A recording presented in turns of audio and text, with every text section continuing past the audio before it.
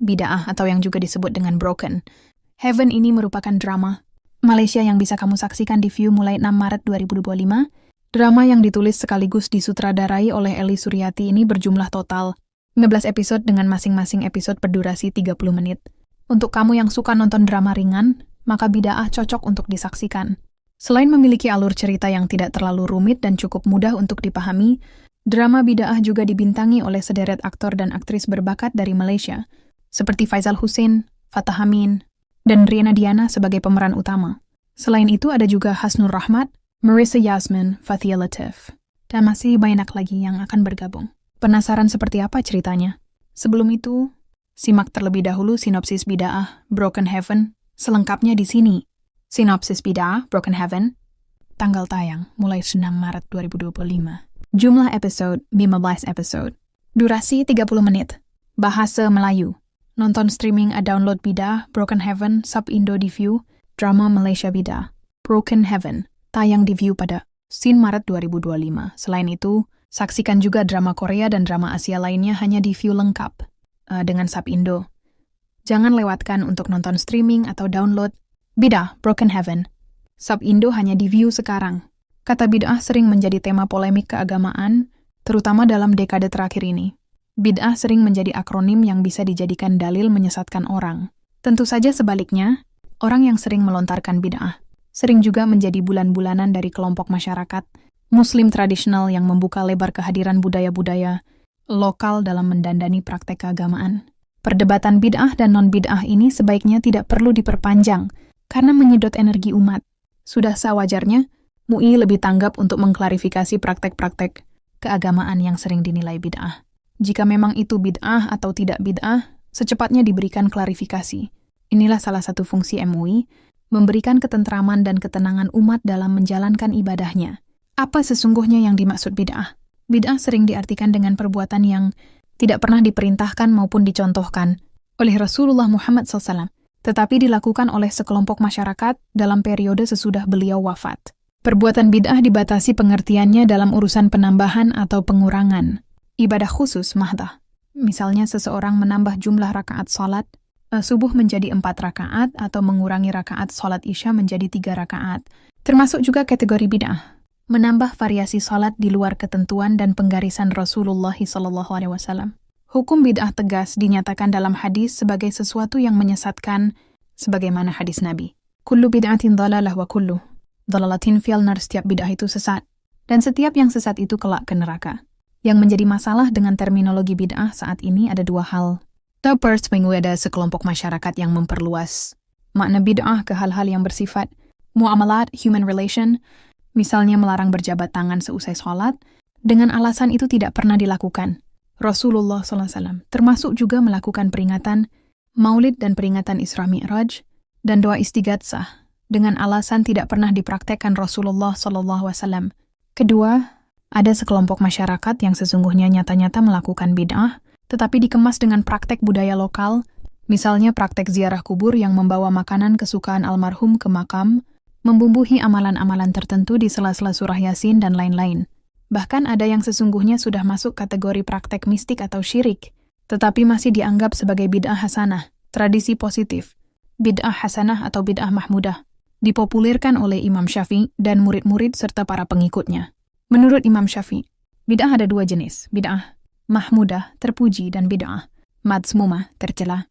Bahkan Iz Abdul Salam membagi bid'ah itu ke dalam 5 bagian dan 5 bid'ah mubahah, bid'ah yang diharuskan. Bid'ah hasanah ialah bid'ah yang tidak bertentangan, bahkan sejalan dengan Al-Quran dan hadis, sedangkan bid'ah yang tercela ialah yang menyimpang bahkan bertentangan dengan Al-Quran dan hadis, namun ini semua dihubungkan dengan ibadah mahdah, urusan sosial kemasyarakatan atau muamalah, di luar ibadah mahdah, tidak dikaitkan dengan bid'ah. Contoh bid'ah hasanah, atau yang dianggap sebagai bid'ah wajibah, ialah menyibukkan diri dengan ilmu nahwu, bahasa Arab, yang dengannya dipahami kalam Allah, Al-Quran, dan kalam Rasulullah SAW hadis. Sedangkan contoh bid'ah yang tercela ialah menambahkan amalan-amalan asing dalam salat, termasuk menggunakan doa dalam bahasa non-Arab dalam salat. Bid'ah hasanah termasuk segala sesuatu yang dilakukan umat manusia yang tidak pernah dilakukan Rasulullah tetapi nyata-nyata meningkatkan martabat kemanusiaan, terutama menyejahterakan dan memudahkan kehidupan umat manusia. Misalnya, memproduksi pesawat terbang, membuat satelit, menciptakan alat-alat komunikasi, membuat teknologi kesehatan, melakukan penelitian di angkasa luar, dan memproduksi sistem pertahanan diri yang lebih handal. Semuanya ini tidak terlarang dalam Islam. Barang siapa beramal suatu amalan yang tidak didasari oleh urusan kami, maka amalannya tertolak. Maka hadits tersebut menunjukkan bahwa segala yang diada-adakan dalam ad-din Islam adalah bid'ah, dan setiap bid'ah adalah sesat dan tertolak. Artinya bahwa bid'ah di dalam ibadah dan akidah itu hukumnya haram. Tetapi pengharaman tersebut tergantung pada bentuk bid'ahnya. Ada di antaranya yang menyebabkan kafir, kekufuran, seperti tawaf mengelilingi kuburan untuk mendekatkan diri kepada ahli kubur, mempersembahkan sembelihan dan nazar-nazar kepada kuburan-kuburan itu, berdoa kepada ahli kubur dan minta pertolongan kepada mereka, dan seterusnya. Begitu juga bid'ah seperti bid'ahnya perkataan-perkataan orang-orang yang melampaui batas dari golongan Jahmiyah dan Mu'tazilah. Ada juga bid'ah yang merupakan sarana menuju kesyirikan, seperti membangun bangunan di atas kubur, salat berdoa di sisinya. Ada juga bid'ah yang merupakan fasik secara akidah sebagaimana halnya bid'ah Khawarij, Qadariyah dan Murji'ah dalam perkataan-perkataan mereka dan keyakinan Al-Quran dan As-Sunnah. Dan ada juga bid'ah yang merupakan maksiat seperti bid'ahnya orang yang beribadah yang keluar dari batas-batas sunnah Rasulullah Shallallahu Alaihi Wasallam dan Syam yang dengan berdiri di terik matahari, juga memotong tempat sperma dengan tujuan menghentikan syahwat jima bersetubuh, karatan. Orang yang membagi bid'ah menjadi bid'ah hasanah, baik, dan bid'ah syaiyah, jelek. Ia adalah salah dan menyelesaikan sabda Rasulullah Shallallahu Alaihi Wasallam. Sesungguhnya setiap bentuk bid'ah adalah sesat, karena Rasulullah Shallallahu Alaihi Wasallam telah menghukumi semua bentuk bid'ah itu adalah sesat. Dan orang ini yang membagi bid'ah mengatakan tidak setiap bid'ah itu sesat, tapi ada bid'ah yang baik. Al-Hafidz Ibnu Rajab mengatakan dalam kitabnya Syarh Arba'in mengenai sabda Rasulullah Shallallahu Alaihi Wasallam, setiap bid'ah adalah sesat, merupakan perkataan yang mencakup keseluruhan. Tidak ada sesuatu pun yang keluar dari kalimat tersebut, dan itu merupakan dasar dari dasar ad-diyan yang senada dengan sabdanya. Barang siapa mengadakan hal baru yang bukan dari urusan kami, maka perbuatannya ditolak. Jadi setiap orang yang mengada-ada sesuatu kemudian menisbahkannya kepada ad-diyan, padahal tidak ada dasarnya dalam ad-diyan sebagai rujukannya, maka orang itu sesat dan Islam berlepas diri darinya. Baik pada masalah-masalah akidah, perbuatan atau perkataan-perkataan, baik lahir maupun batin.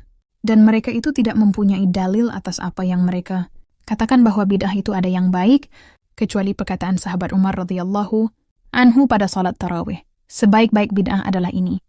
Juga mereka berkata, sesungguhnya telah ada hal-hal baru pada Islam ini, yang tidak diingkari oleh ulama salaf, seperti mengumpulkan Al-Quran menjadi satu kitab, juga penulisan hadits dan penyusunannya. Adapun jawaban terhadap mereka adalah bahwa sesungguhnya masalah-masalah ini ada rujukannya dalam syariat, jadi bukan diada-adakan. Dan ucapan Umar radhiyallahu anhu, sebaik-baik bid'ah adalah ini, maksudnya adalah bid'ah menurut bahasa dan bukan bid'ah menurut syariat. Apa saja yang ada dalilnya dalam syariat sebagai rujukannya jika dikatakan itu bid'ah, maksudnya adalah bid'ah menurut arti bahasa, bukan menurut syariat, karena bid'ah menurut syariat itu tidak ada dasarnya dalam syariat sebagai rujukannya. Dan pengumpulan Al-Quran dalam satu kitab ada rujukannya dalam syariat karena Nabi Shallallahu Alaihi Wasallam telah memerintahkan penulisan Al-Quran, tapi penulisannya masih terpisah-pisah, maka dikumpulkan oleh para sahabat radhiyallahu anhum pada satu mushaf menjadi satu mushaf untuk menjaga keutuhannya. Juga salat tarawih, Rasulullah Shallallahu Alaihi Wasallam pernah salat secara berjamaah bersama para sahabat beberapa malam, lalu pada akhirnya tidak bersama mereka. Sahabat khawatir kalau dijadikan sebagai satu kewajiban, dan para sahabat terus sahalat tarawih secara berkelompok-kelompok di masa Rasulullah Shallallahu Alaihi Wasallam masih hidup juga setelah wafat beliau sampai sahabat Umar radhiyallahu anhu menjadikan mereka satu jamaah di belakang satu imam, sebagaimana mereka dahulu di belakang salat seorang, dan hal ini bukan merupakan bid'ah dalam ad-din. Begitu juga halnya penulisan hadits itu ada rujukannya dalam syariat. Rasulullah Shallallahu Alaihi Wasallam telah memerintahkan untuk menulis sebagian hadits-hadits kepada sebagian sahabat karena ada permintaan kepada beliau, dan yang dikhawatirkan pada penulisan hadis masa Rasulullah Shallallahu alaihi wasallam secara umum adalah ditakutkan, tercampur dengan penulisan Al-Quran. Ketika Rasulullah Shallallahu alaihi wasallam telah wafat, hilanglah kekhawatiran tersebut. Sebab Al-Quran sudah sempurna dan telah disesuaikan sebelum wafat Rasulullah Shallallahu alaihi wasallam. Maka setelah itu kaum muslimin mengumpulkan hadits-hadits Rasulullah Shallallahu alaihi wasallam sebagai usaha untuk menjaga agar supaya tidak hilang. Semoga Allah Ta'ala memberi balasan yang baik kepada mereka semua, karena mereka telah menjaga kitab Allah dan sunnah Nabi mereka Shallallahu alaihi wasallam agar tidak kehilangan dan tidak rancu, akibat ulah perbuatan orang-orang yang selalu tidak bertanggung jawab. Apa nih Bu, hacum kaki, minum air kaki.